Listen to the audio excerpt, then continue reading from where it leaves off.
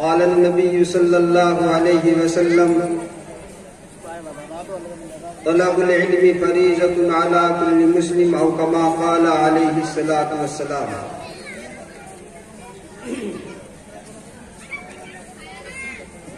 بزرگوں اور عزیز بھائیوں، ہمارے مدرسے کا یہ عظیم الشان اور بابرکت پروگرام صبح سے چل رہا ہے۔ علماء کرام تشریف لائے اور انہوں نے بڑی قیمتی نصیحتیں، دین کے اہم اور بنیادی باتیں ہمارے اور آپ کے سامنے بیان کی۔ وہ ہمارے لیے کافی تھی۔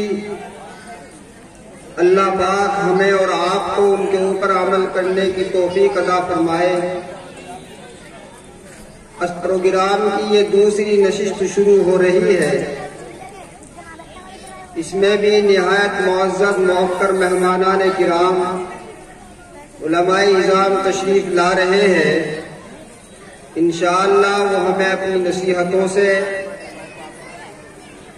اور قیمتی دین کی باتوں سے نوازیں گے۔ بس ہمیں اور آپ کو یہ نیت کرنی ہے کہ جو کچھ وہ فرمائیں گے اللہ پاک ہمیں ان کے اوپر صحیح طور پر عمل کرنے کی توفیق عطا فرمائے، اور جو کچھ وہ ہمیں بتائے ہم اور آپ اس کو یاد بھی رکھیں تاکہ مسلسل اس کے اوپر عمل ہوتا رہے۔ دوستو، اللہ رب العزت نے ہمیں اور آپ کو بغیر مانگے، بغیر ہماری خواہش کے انگنت اتنی نعمتیں عطا فرما رکھی ہیں کہ اگر ہم ان کو شمار کرنا چاہیں تو شمار نہیں کر سکتے۔ اللہ نے ہماری بغیر خواہش کے ہم کو عدم سے وجود بخشا، ہم ناپید تھے، اللہ نے ہمیں پیدا فرما دیا، دو آنکھیں عطا فرما دی دیکھنے کے لیے، پیر عطا فرما دیے، بولنے کے لیے زبان، دماغ، یہ پورا جسم اللہ نے ہمیں عطا فرمایا، اور تمام مخلوقات میں افضل مخلوقات میں اللہ رب العزت نے ہمیں پیدا فرمایا اور شمار کیا۔ اسی کے اوپر اگر ہم اللہ کا شکر ادا کرنا چاہیں تو شکر ادا نہیں کر سکتے۔ خود قرآن پاک میں اللہ نے فرمایا وَإِن تَعُدُّوا نِعْمَةَ اللَّهِ لَا تُحْصُوهَا، کہ اتنی نعمتیں ہم نے تم کو دے رکھی ہیں، اگر تم ان کو شمار کرنا چاہو تو شمار نہیں کر سکتے۔ انہی نعمتوں میں سے اللہ نے ہمیں ایک نعمت ہمارے اس گاؤں میں اس مدرسے کی شکل کے اندر عطا فرمائی۔ یہ مدرسہ ہمارے آپ کے لیے، اس گاؤں کے لیے، پورے علاقے اور پورے ملک بلکہ دنیا بھر کے مسلمانوں کے لیے ایک نعمت کی شکل میں عطا فرمایا ہے۔ یہاں آ کر کے ہمارے طلبہ، ہمارے چھوٹے چھوٹے بچے بچیاں علم دین حاصل کرتی ہیں، عصری علوم حاصل کرتے ہیں۔ غور فرمائیے کہ اگر یہ مدرسہ نہ ہوتا تو ہمارے بچے کتنی دور و دراز کا سفر کرتے، کہاں پڑھنے کے لیے انہیں جانا ہوتا۔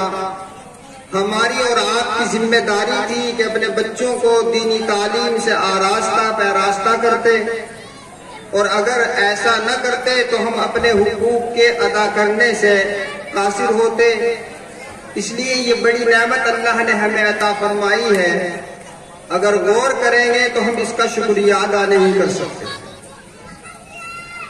پہلے زمانے میں علم حاصل کرنے کے لیے بڑی دور و دراز کے سفر کرنے پڑتے تھے، لمبے لمبے سفر کرنے ہوتے تھے۔ ایک واقعہ ہے، بقی بن مخلد ایک محدث گزرے ہیں، وہ علم کی تلاش میں، حدیث کی تلاش میں اپنے گھر سے نکل گئے۔ اندلس کے رہنے والے تھے، انہیں معلوم ہوا کہ بغداد میں امام احمد ابن حنبل رہتے ہیں جو حدیث کے بڑے ماہر ہیں، بڑے محدث ہیں۔ انہیں خواہش ہوئی کہ انہی سے جا کر کے میں علم حاصل کروں گا، اور اس زمانے میں نہ اس طرح کے ہوائی جہاز تھے، نہ اس طرح کی گاڑیاں تھیں جو آسانی کے ساتھ سفر طے کر لیتے۔ پیدل سفر کرنا ہوتا تھا، زیادہ سے زیادہ اونٹ یا گھوڑوں کا انتظام ہو سکتا تھا، چنانچہ وہ اندلس سے چلے، پیدل چلے، ارادہ کر کے چلے تو مجھے امام احمد ابن حنبل سے علم حاصل کرنا ہے۔ اپنے یہاں سے چلے، ہزاروں کلومیٹر کا سفر طے کیا۔ طے کرنے کے بعد جب اندلس پہنچے، بغداد پہنچے، اندلس سے بغداد پہنچے، تو وہاں جا کر کے معلوم کیا امام صاحب کے بارے میں۔ لوگوں نے بتایا کہ اس وقت میں وہ معتوب ہیں، حکومت وقت نے ان کو نظر بند کر رکھا ہے، اپنے گھر میں رہتے ہیں، ان سے کسی کو ملنے کی اجازت نہیں ہے، پہرا لگا ہوا ہے۔ لیکن یہ طالب تھے، حقیقت میں سچے طالب تھے، علم کی تلاش میں نکلے تھے، اس لیے لوگوں سے ان کے گھر کا پتہ معلوم کیا۔ بتایا گیا فلاں محلے میں رہتے ہیں، فلاں گلی میں رہتے ہیں۔ چنانچہ صبح کے وقت میں وہاں پہنچے اور عجیب انداز میں پہنچے، فقیرانہ لباس اختیار کیا اور ان کے گھر کے سامنے جا کر کے دستک دی، کنڈی کھٹکھٹائی، اندر سے امام صاحب تشریف لائے۔ دیکھا کہ ایک فقیرانہ لباس میں ایک شخص کھڑے ہوئے ہیں، سلام دعا ہوئی۔ معلوم کیا کہ کیسے آنا ہوا ہے، بتایا کہ میں اندلس سے چل کر کے آیا ہوں اور علم حدیث حاصل کرنے کے لیے آیا ہوں۔ انہوں نے کہا کہ میں علم حدیث سکھاتا ہوں، پڑھاتا ہوں، لیکن اس وقت میں حکومت کی طرف سے چونکہ پابندی ہے، اگر میں آپ کو حدیث کا علم سکھاؤں گا، حدیث سناؤں گا، آپ حدیثیں لکھیں گے، کہیں ایسا نہ ہو کہ میری وجہ سے آپ کے اوپر بھی کوئی پابندی عائد ہو جائے۔ اس لیے بہتر یہ ہے کہ جب یہ معاملہ ختم ہو جائے گا، اللہ موقع عنایت فرمائے گا، آپ کسی موقع کے اوپر واپس آ جائیں اور مجھ سے علم حدیث حاصل کرنے کی آپ کی تمنا ہے تو علم حدیث حاصل کریں۔ لیکن قربان جائیے، کیونکہ علم حدیث کی طلب میں نکلے تھے، سچی طلب تھی، کہنے لگے کہ میں ایک طریقہ اختیار کرتا ہوں، آپ اس کو قبول فرما لیجئے اور میں آپ سے علم حاصل کرتا رہوں گا، اور میں یہ طریقہ اختیار کروں گا کہ موقع بموقع ہر روز یا دوسرے دن تیسرے دن ناغہ کر کے آپ کی خدمت میں اسی لباس میں آؤں گا۔ لوگ سمجھیں گے کہ ایک کوئی بھکاری ہے، مانگنے والا ہے، میں آپ کے دروازے پر آ کر کے دستک دوں گا۔ اگر موقع ہوگا، قرب و جوار میں کوئی آدمی نہیں ہوگا جو جاسوسی کر رہا ہو، ہمارے آپ کی دیکھ ریکھ کر رہا ہو، آپ مجھے ایک دو حدیث لکھوا دیا کرے اور میں چلا جایا کروں گا، اور ٹھکانہ میں اپنا ٹھہرنے کا ایک جگہ کر چکا ہوں، وہاں رہتا رہوں گا۔ چنانچہ انہوں نے قبول کیا۔ کیسی مشقتیں برداشت کر رہے ہیں علم حاصل کرنے کے لیے۔ چنانچہ اسی طریقے سے کسی دن آ کر کے وہ علم حدیث حاصل کرتے رہے، حدیثوں کو لکھتے رہے، کبھی ایک حدیث لکھ لیتے، کبھی دو حدیث لکھ لیتے، جیسا موقع ہوتا 3-4 حدیثیں لکھ لیتے، اور اسی طریقے سے لکھا ہے بزرگوں نے اپنی کتابوں کے اندر کہ 1300 حدیثیں انہوں نے حاصل کی۔ پھر اس کے بعد میں اللہ رب العزت نے ان کی رہائی نصیب فرمائی، اور بعد میں وہ علم حدیث برابر اسی طریقے سے کھلے عام دینے لگے تو لوگوں نے ان سے علم حاصل کیا۔ باہر کے بتانا مقصود یہ تھا کہ اتنا لمبا سفر کرنا ہوتا تھا اور کس طریقے سے جا کر کے علم کو حاصل کرتے تھے۔ آج اللہ رب العزت نے ہمارے اور آپ کے لیے بڑی سہولت عطا فرما دی ہے ان مدارس کی شکل میں، جو ہمارے اکابر نے ایک لمبے زمانے سے شروع کیے تھے، اور آج الحمدللہ ہر گاؤں میں، ہر شہر میں، ہر جگہ کے اوپر یہ مدارس جو ہے قائم ہو گئے ہیں۔ ان سے ہمیں فیض مل رہا ہے، ہمارے بچے یہاں آ کر کے علم حاصل کرتے ہیں، تو ان حضرات کی بڑی قربانیاں ہیں جو ان مدرسوں میں کام کر رہے ہیں۔ یہ علماء کرام بھی ہمارے لیے نعمت ہے، ان کی بھی ہمیں قدر کرنی ہے، اور یہ مدارس بھی ہمارے لیے نعمت ہے، ان کے تحفظ، ان کی بقا کے لیے بھی ہمیں کام کرنا ہے اور ان کا شکریہ بھی ادا کرنا ہے۔ چنانچہ آپ غور فرمائے کہ جہاں والدین کے اوپر بچوں کے بہت سارے حقوق ہیں کہ جب وہ پیدا ہو تو اچھا نام رکھا جائے، ذرا بڑا ہو جائے تو اس کی تعلیم کا انتظام کیا جائے۔ ہر ماں اور باپ کی یہ ذمہ داری ہے کہ اپنے بچے کی تعلیم کا بہتر سے بہتر انتظام کرے۔ وہ سارا حق ماں باپ کے اوپر تھا۔ آپ غور کریں، اگر مدرسے نہ ہوتے تو ہر ایک آدمی کو ایک معلم کا انتظام کرنا ہوتا، ایک استاد کا انتظام کرنا ہوتا، اور یہ بڑا مشکل کام ہو جاتا۔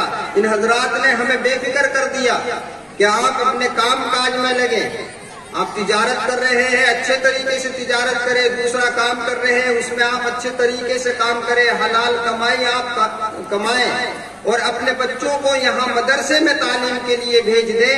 ان کی دیکھ بھال بھی ہم کریں گے، تربیت بھی ہم کریں گے، اور ان کی تعلیم کا بہتر سے بہتر انتظام بھی ہم کریں گے۔ اس لیے ہمیں ان کی قدر کرنی چاہیے، ان کی قدردانی ہوگی تو انشاءاللہ ہمارے گھروں کے اندر علماء پیدا ہوں گے۔ حضرت تھانوی رحمۃ اللہ علیہ فرماتے ہیں کہ جو لوگ علماء کی قدر کرتے ہیں اللہ رب العزت ان کے گھروں کے اندر علماء پیدا فرمائیں گے، اور جو لوگ ناقدری کرتے ہیں اللہ حفاظت فرمائے تو پھر ان گھروں کے اندر علماء پیدا ہونا بہت مشکل ہو جائیں گے۔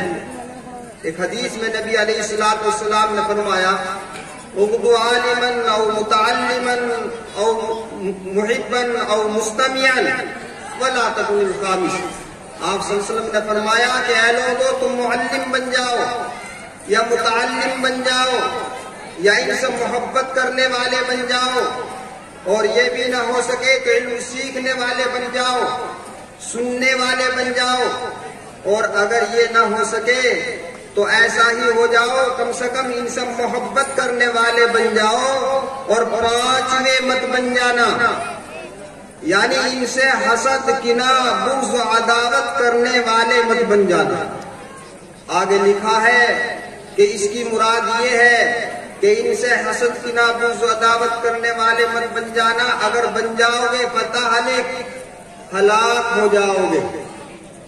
چنانچہ مولانا رشید احمد گنگوہی رحمت اللہ علیہ نے فرمایا کہ جو لوگ علماء سے بغض رکھتے ہیں، حسد رکھتے ہیں، کینہ رکھتے ہیں، اللہ حفاظت فرماتے ہیں کہ جب ان کا انتقال ہو جائے تو تم ان کی قبروں کو کھود کر کے دیکھ لو تو ان کے رخ قبلے سے ہٹے ہوئے ملے۔ اللہ حفاظت۔ اس لیے ہمیں اور آپ کو مدارس کے تعلق سے، علماء کے تعلق سے محبت رکھنی چاہیے، ان کی قدر کرنی چاہیے۔ ان کی قدر کریں گے، قدردانی کے نتیجے میں اللہ تعالی ہمیں بھی، ہماری اولادوں کو بھی، ہماری آنے والی نسلوں کو بھی علم دین سے آراستہ اور پیراستہ کریں گے، اور ایسے ہی اللہ رب العزت عمل کی بھی توفیق عطا فرمائیں گے، کیونکہ یہ قدردانی ہے، اور اللہ کا دستور ہے کہ جو آدمی قدر کرتا ہے تو اللہ تعالیٰ اس کو اور نوازتے ہیں۔ لئن شکرتم لازیدنکم، اور جو ناشکری کرتا ہے تو پھر اللہ تعالیٰ اس سے نعمتوں کو آہستہ آہستہ چھین لیتے ہیں۔ عبداللہ ابن مبارک مشہور تابعی ہیں، وہ بیان فرماتے ہیں کہ جب انسان ناقدری کرتا ہے تو اللہ تعالیٰ نعمتوں کو چھین لیتے ہیں، اور ایسا بہت کم ہوا ہے کہ ان نعمتوں کو پھر واپس کر دیا۔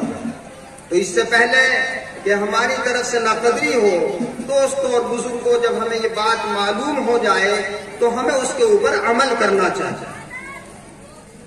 تو اللہ رب العزت کا بڑا احسان ہے، بڑا فضل ہے کہ اللہ نے یہ نعمتیں ہمیں اپنے گھر کے قریب میں عطا فرما رکھی ہے۔ اللہ پاک مجھے بھی، آپ کو بھی اس کے اوپر عمل کرنے کی توفیق عطا فرمائے۔